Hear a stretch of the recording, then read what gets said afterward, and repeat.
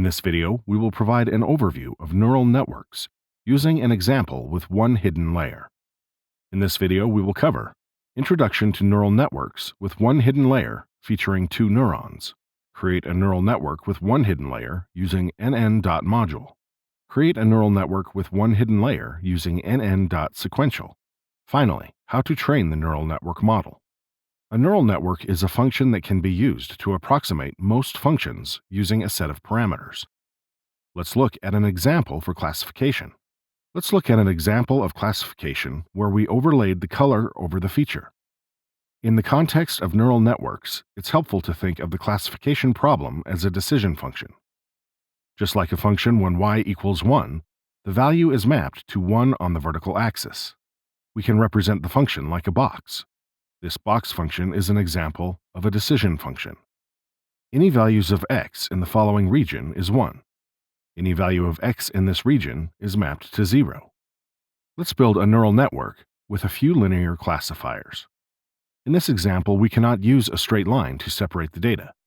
We can also view the problem as trying to approximate the box function using logistic regression. This line can be used to linearly separate some of the data, but some of the data is on the wrong side of the line. We can use the following node to represent the line and the edges to represent the input x and output z. If we apply the logistic function in the context of neural networks, this is called the activation function. These values of the function are incorrect, and we get an incorrect result in this region. We can represent the sigmoid function with the following node, taking the input z from the linear function and producing an output. Technically, a is a function of z and x. We will call the function a the activation function, and the output of a is called the activation. This line can also be used to linearly separate some of the data, but some of the data is on the wrong side of the line. This line looks like it can be used to separate the data, but let's see what happens when we apply the sigmoid function. After applying the sigmoid or activation function, we get an incorrect result for most of the samples. Consider the following sigmoid functions. We call them a subscript 1 and a subscript 2.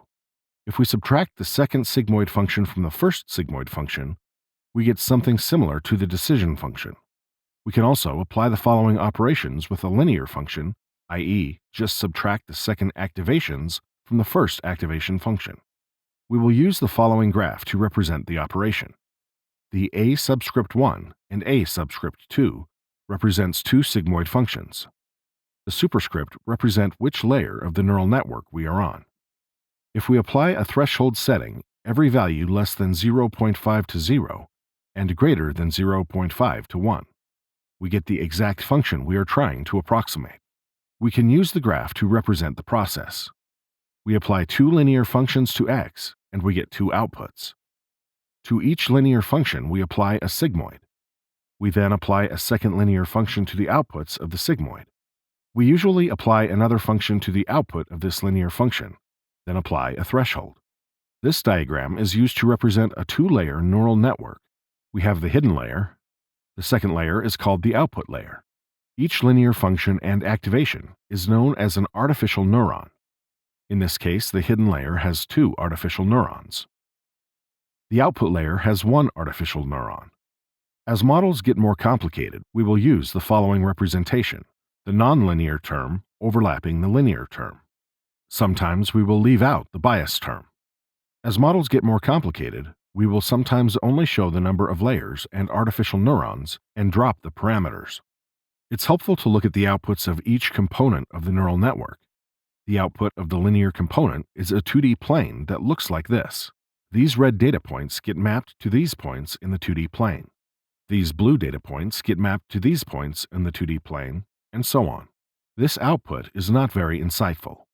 Let's look at the activation. The outputs of the activation function is a 2D plane that looks like this. These red data points get mapped to these points in the 2D plane. These blue data points get mapped to these points in the 2D plane, and so on. It turns out that we can split the point using the following plane. This is what the linear function on the second layer does. Let's see how to build a neural network in PyTorch. We will need to import the following libraries. In this case, we import sigmoid directly. Here is the class we created for a neural network. We repeatedly apply linear functions and activation functions. We will call the class net. Let's review the different components for the network we discussed earlier. We use the linear class to represent each layer. The hidden layer is given by the first linear constructor. The output layer is given by the second linear constructor. In the constructor, we start with the size of the input to the network, in this case, 1. This is used in the constructor to the first linear function in the class or module. In this class, h is the number of neurons. It is the size of the output of the linear function. In this case, h is 2. H is also the number of inputs to the second linear layer. d_out is the size of the output layer. After we create a neural network object, we can apply it to a tensor as follows. Just like the other methods, forward makes the prediction. Let's see what happens. The linear operation is applied to x. The function sigmoid applies a sigmoid function to the two outputs of the first linear function. The second linear function is applied to the output of the two sigmoid functions. The second sigmoid function applies a sigmoid function to the single output of the linear function. The output is then returned. In summary, we apply two linear functions to x, and we get two outputs.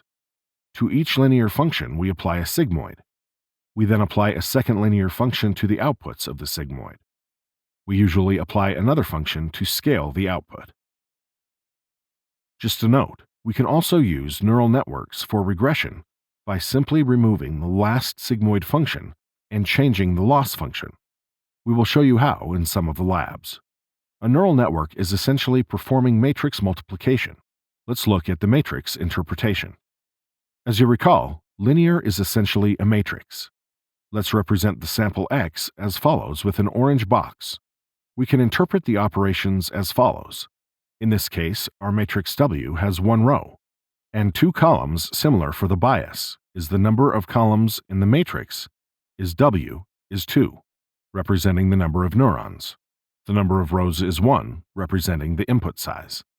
We will apply a sigmoid to each of the elements of self.linear. The result is still a 2x2 tensor. The second linear applies the following matrix operation. The parameters has two rows representing the size of the inputs, and one column representing the neuron. We then apply a sigmoid function to the output. For multiple samples, the process is the same. We can repeat it as a matrix operation. The operation is applied to every row in X. As a result, each row in Z represents a sample, and each column is the output of the artificial neuron to that particular sample. We then apply the sigmoid output. We then apply the linear function to each row, and we get an output for each row. We then apply a sigmoid function to each output. The result is a tensor. To get a discrete value, you will need to apply a threshold. Here is one way to do it. The method state dictionary has the model parameters. We have the parameters for the first linear term and the second linear term. Let's review nn.sequential. The process for sequential is the same. We input the linear constructor with the input and output dimensions. We add the sigmoid function. We add the second linear function. We add the final sigmoid function. We can then apply the model to a tensor. Let's see how to train the model. The training procedure is similar to the other methods. We create the data. We create a training function. In this case, we accumulate the loss iteratively. To obtain the cost, we will try different metrics in different labs. The process for training is identical to logistic regression. We create a BCE loss. Then we create the x and y values for our dataset. We create our model. We specify two hidden layers. We create an optimizer. Then train the model. See the lab for more.